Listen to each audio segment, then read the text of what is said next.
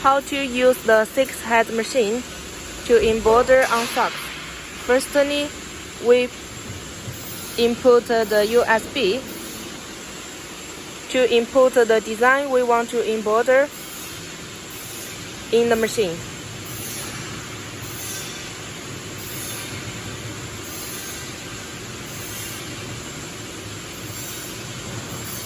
We find the design we want to embroider, data input, and confirm the choice.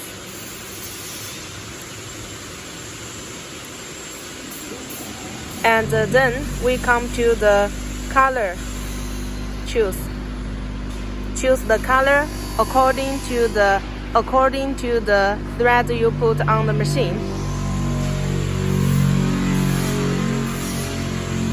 And then we make the machine conform embroidery condition.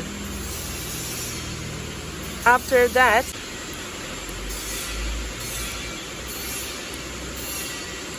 we check border. Check a border of this design to see whether the design is in the right position you want to embroider.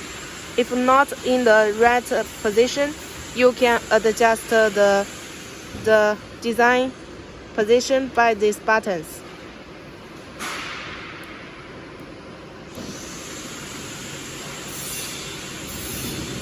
After you finish these settings, and